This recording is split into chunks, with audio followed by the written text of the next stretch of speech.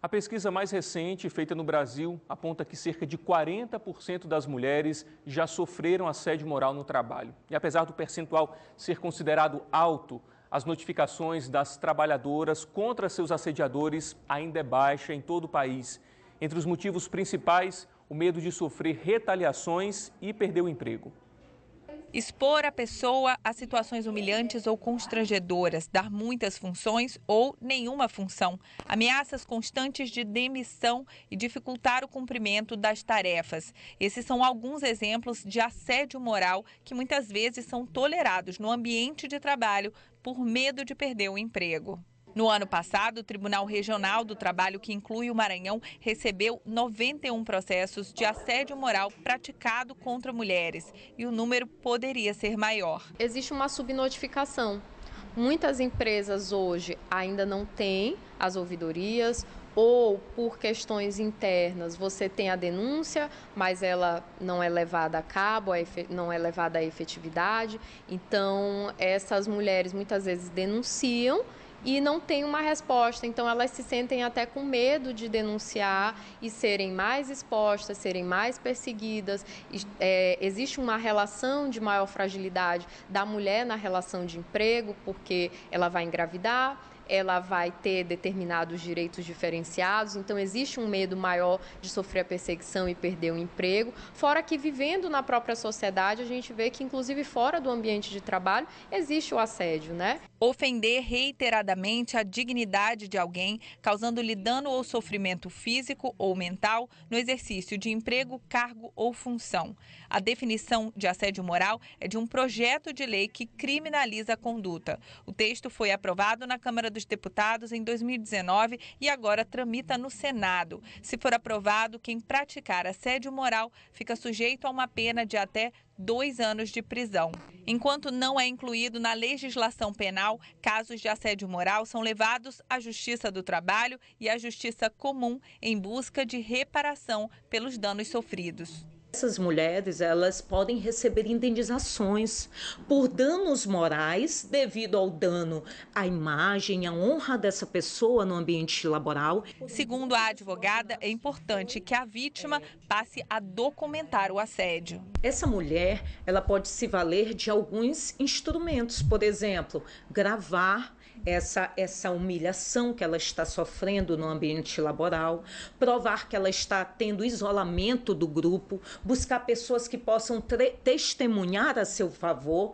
Mas qual é a maior dificuldade que hoje nós temos, infelizmente?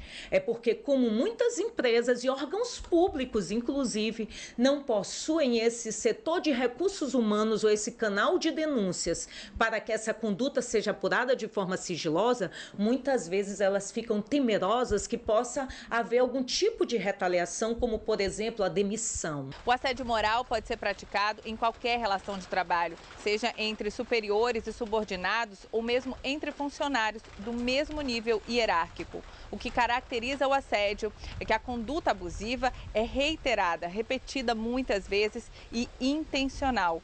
E as mulheres são as principais vítimas.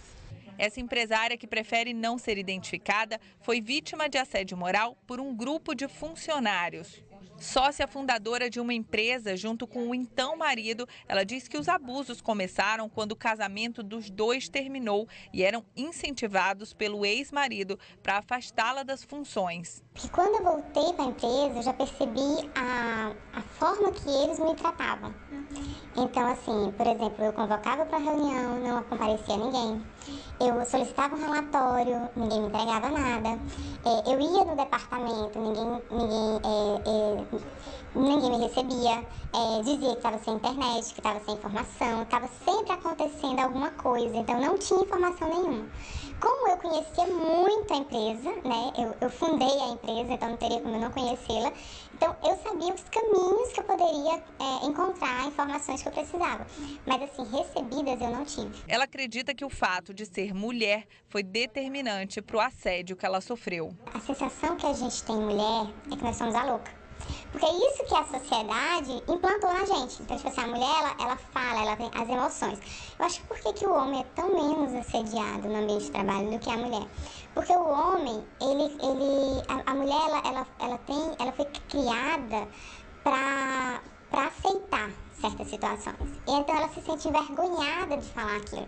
E aquilo bloqueia ela. O Brasil é um país patriarcal, é um país que tem uma cultura machista muito grande. Então a presença da mulher no ambiente de trabalho muitas vezes é desvalorizada, é desincentivada. Então você precisa fazer capacitações, treinamentos com os seus funcionários. O ideal, inclusive, é que seja separado, que você faça com as lideranças para que elas aprendam a lidar com as denúncias de assédio, para que elas saibam dialogar com os seus liderados e, consequentemente, em separado com os subordinados, depois com todos juntos. Hoje, apenas as empresas que tenham comissão interna de prevenção de acidentes são obrigadas a criarem canais internos de denúncia de assédio.